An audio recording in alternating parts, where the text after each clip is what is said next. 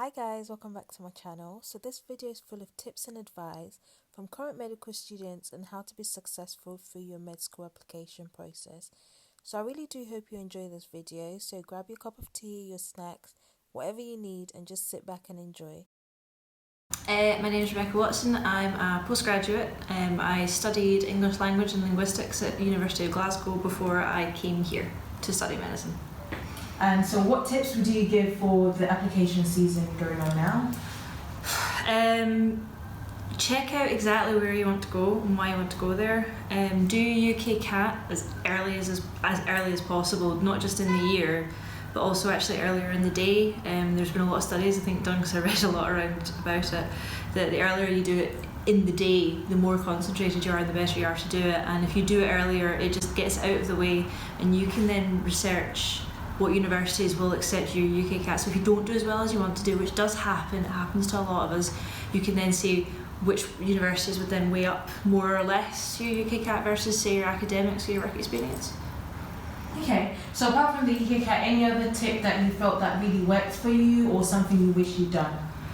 I found, because I'm a fidgeter a lot when I speak in a nervous situation, so I actually practice speaking or saying speeches in front of a mirror to stop me from fidgeting, because my big thing was sitting and playing with my hands and everything, so it was to stop me doing that during the interview, as well as having friends sit down with you and play an interview. Or if there's some great medical interview tip books out there that will give you ideas of what sort of questions they're going to ask, especially if it's a multiple mini interview, because it's a totally different format to any standard job interview you've ever had before. Hello, I'm Michael Johnston. Okay, and are you a graduate or undergrad? I'm an undergraduate. Okay, so Michael, as you're aware, there's the application process going on. I was wondering if you had any tips for the prospective students coming in. Okay, so obviously we're all quite aware that medicine's quite competitive. I myself am from sort of rural Aberdeenshire. I was brought up on a farm, and so I feel like now there's becoming more and more schemes and things that are available that anybody could apply to medicine regardless of your background. And I feel just because if there's been rejections and things in the past, you shouldn't give up. That there is the possibility to keep going. For me, I think one of the fundamental parts of my application was I started working at a nursing home from the age of about 14, and was working throughout school, just at the weekends or after school and things, and that gave me quite a lot of sort of clinical experience as well, just speaking to people, having a chat. And I think that doesn't go wrong in medicine, because at the end of the day it is revolved around people, and I know that's what everybody says, is that that's one of the reasons they want to study medicine. I suppose the other aspects of it are, you've got your UKCAT, there's lots of different resources and things that are available. I would definitely promote the quizzes that are online with the UKCAT, and the 600 question UKCAT book as well. But a lot of these things you can get second hand and things online as well if you need to. Hi, I'm Vicki. And are you a graduate, undergrad? I'm an undergrad. Okay. So do you have any tips for the upcoming students coming in? Yes. Or applying rather? Yes, so I would say definitely when you're an undergrad, in your school, get involved in as much things as you can. I think that really boosted my personal statement. I think anything which you can really get involved in, anything that requires working with people, anything that requires you to sort of like work in a team, being able to kind of go that extra mile to do something else would really help your application. And I don't just mean personal statement, even an interview, it will just give you so much more to talk about. It will make you appear as a stronger candidate.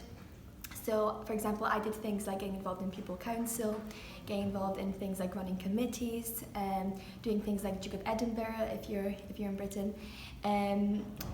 Just basically getting involved. And that also applies for work experience. I would say get out there as much as you can. Even doing things like volunteering in care homes. This is what I've done for 3 years, for example, and it really helped me open up a conversation in my interview. I would say just anything that would make you show the most sort of qualities that you would associate with a good doctor. Absolutely, anything that will help you grow as a person as well. Any sort of experience doesn't have to be fancy, where I know you hear a lot about people traveling away and doing all these really, really fancy things, when you really, really do not need to do that at all. Even working in a local pharmacy, helping out with a little job here and there, and then working like within your little community, even if it's either like helping out in the library, doing anything you can just to kind of develop your social skills, your communication skills, and be able to talk about working with others, because at the end of the day, that is what medicine is. It's about working with people. My name is Amonua Heredia. I'm a postgrad student. In fact, I think I classify as a mature student. Wow. If you start over 25.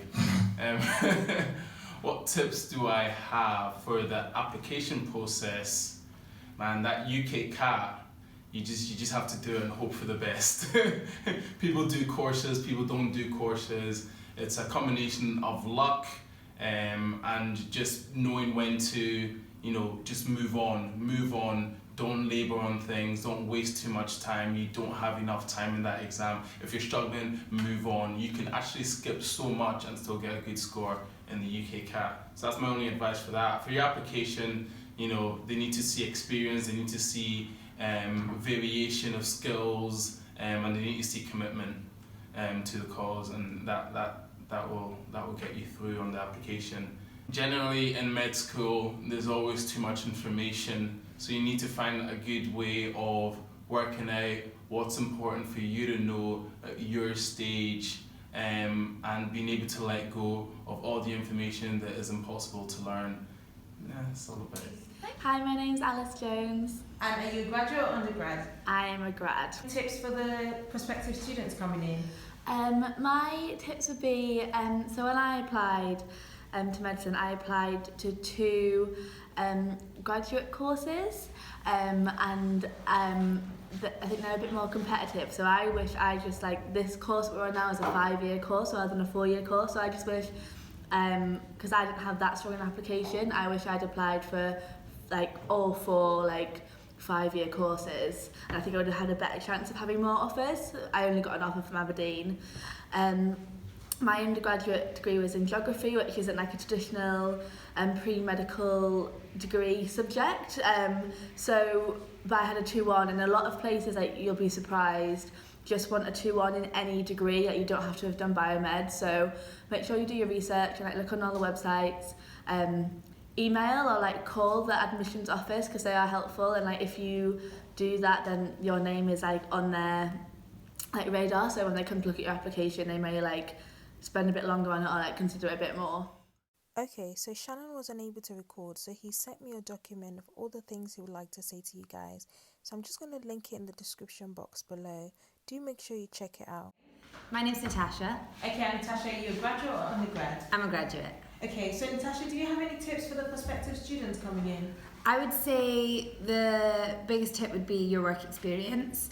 I think a lot of people get put off thinking that they have to do hospital work, but you can gain work experiences in so many different ways. I actually volunteered at hospital radio, so that was combining my love for music, and also it was a good opportunity to meet patients. I think a lot of people get thrown off and think, I have to work in a hospital, but to be a good doctor you have to have people skills, and you can honestly get people skills from absolutely anywhere. UKCAT, I would say that you can never study enough for the UKCAT. Really, really study hard. I studied hard, and I still feel like I could have done more. I would also say that in your personal statement, when you're writing about your work experience and all the stuff you've done, don't just tell them that you've done it. You have to tell them everything that you've learned from doing it. And a lot of people panic about doing the length of time they do their work experience. So some people think they have to do weeks and weeks, but you really don't. As long as you've done a week here, a week there, as long as you've done it and managed to gain something from that week, that's the most important thing. So I hope you were able to pick at least one thing that you found useful that you could use for yourself. If you did find this very helpful, don't forget to give it a thumbs up. I also have other specific videos on various things like UKCAT or the interviews. So if you do want to find out about that, do check out my channel. Don't forget to subscribe so you don't miss any videos from me. And if you do want to see anything particular I haven't spoken about, just leave a comment in the comment section below. And a big thank you to these guys. They've done this video with me. Thank you guys so much for watching, and I'll see you in my next one.